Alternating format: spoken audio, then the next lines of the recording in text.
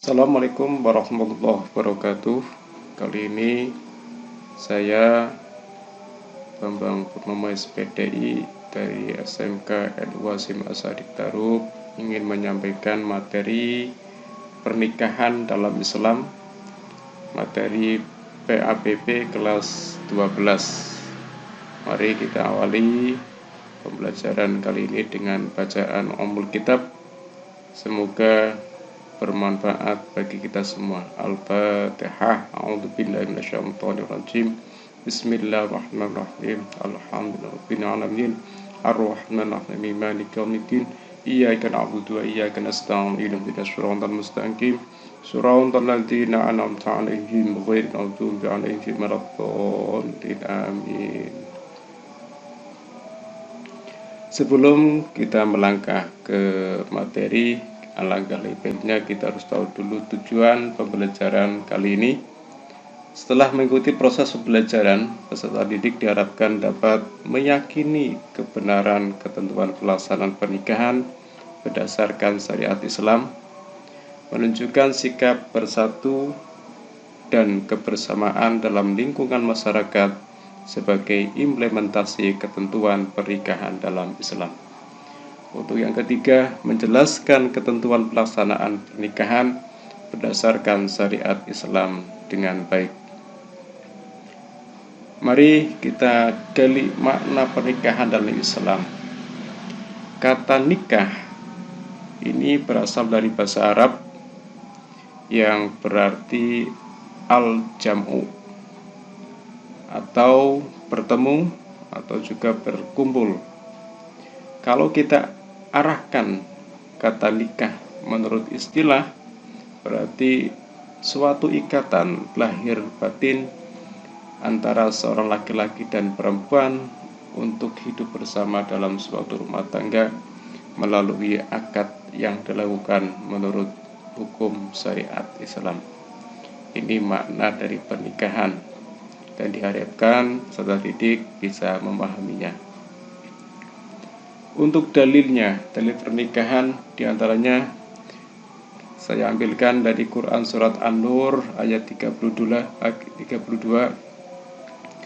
yang berbunyi A'udzubillahi minasyaitonirrajim wa ankihul ayama minkum wassolihina min ibadikum wa imaikum iyakunu fuqara'a yuhdimullahu min fadlih wallahu wasi'un alim. Dan nikahkanlah orang-orang yang masih membujang di antara kamu dan juga orang-orang yang layak untuk menikah dari hamba-hamba sayamu yang laki-laki dan perempuan. Jika mereka miskin, Allah akan memberi kemampuan kepada mereka dengan karunia-Nya, dan Allah maha luas pemberiannya bagi maha mengetahui. Ini perintah nikah. Jadi intinya ketika kita nikah maka akan diberi karunia oleh Allah SWT. Sekarang hukumnya. Apa hukum nikah? Setelah kita tahu dalil landasan hukum nikah, kita harus tahu dulu hukum nikah. Para ulama menggariskan ada 5 hukum nikah. Yang pertama, hukum asli, hukum asalnya adalah mubah atau jaiz ya, yang artinya dibolehkan, dan inilah yang menjadi dasar hukum adanya pernikahan. Yang kedua, wajib. Ini bila orang yang telah mampu sanggup menikah, bila tidak menikah khawatir ia akan terjerumus dalam perzinahan. Jadi kata kuncinya, ketika tidak nikah maka akan terjerumus dalam perzinahan. Ini yang menjadikan wajib untuk menikah. Yang ketiga adalah sunnah, yaitu bagi orang yang sudah mampu menikah tetapi masih sanggup mengendalikan dirinya dari godaan yang menjurus kepada perzinahan. Dia sudah mampu untuk menikah, baik secara mental, secara finansial, tapi dia juga mampu mengendalikan dirinya untuk tidak melakukan perzinahan maka dia ketika nikah dihukumi sunnah. Yang keempat adalah makruh. Bagi siapa? Yaitu bagi orang yang akan melakukan pernikahan dan telah memiliki keinginan atau hasrat, tetapi ia belum mempunyai bekal untuk memberikan nafkah tanggungannya. Artinya dia sudah siap, ingin, ada hasrat untuk menikah, tapi belum punya bekal, dan untuk mencari nafkah dia belum juga mampu.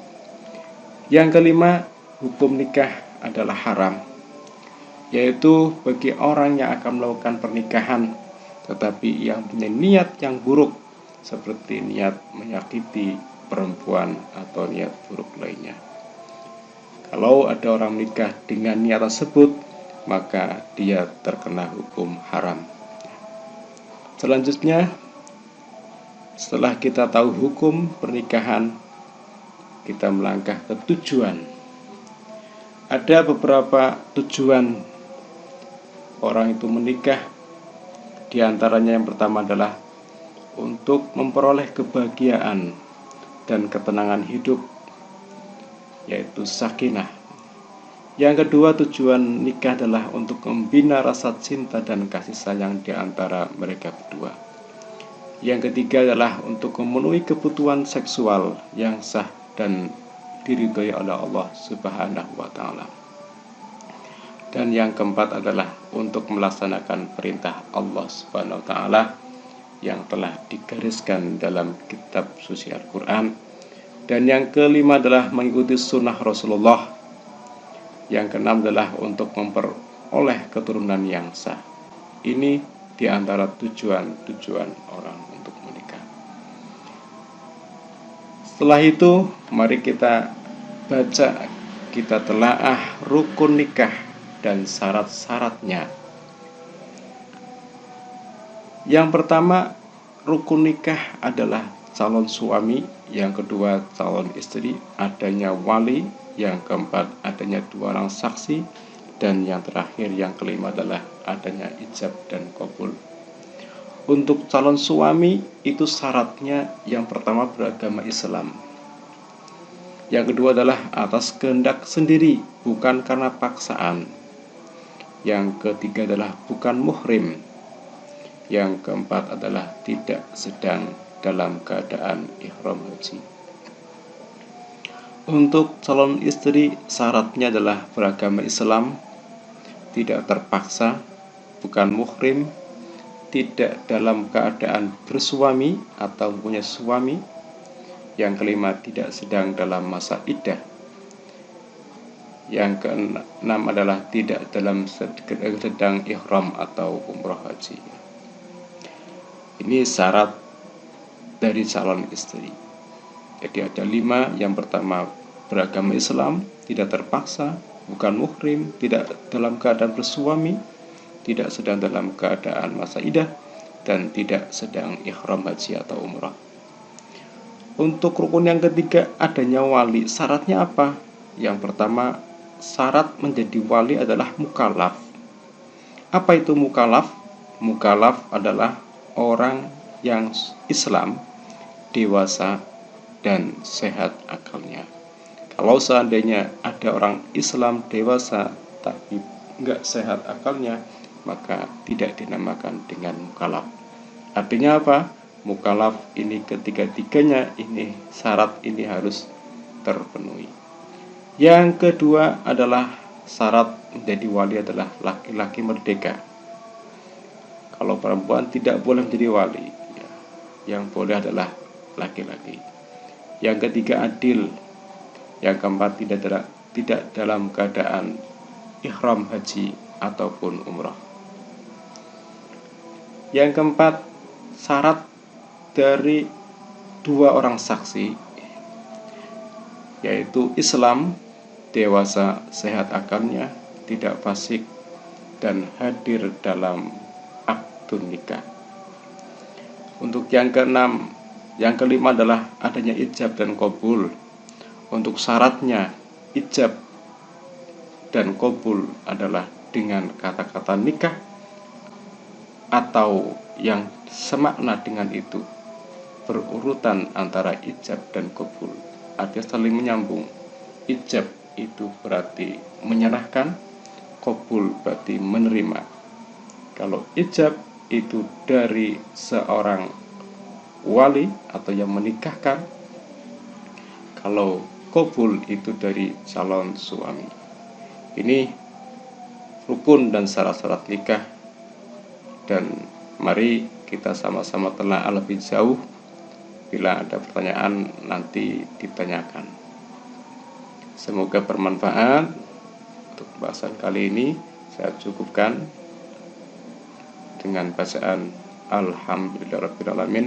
Sekian, wassalamualaikum warahmatullahi wabarakatuh.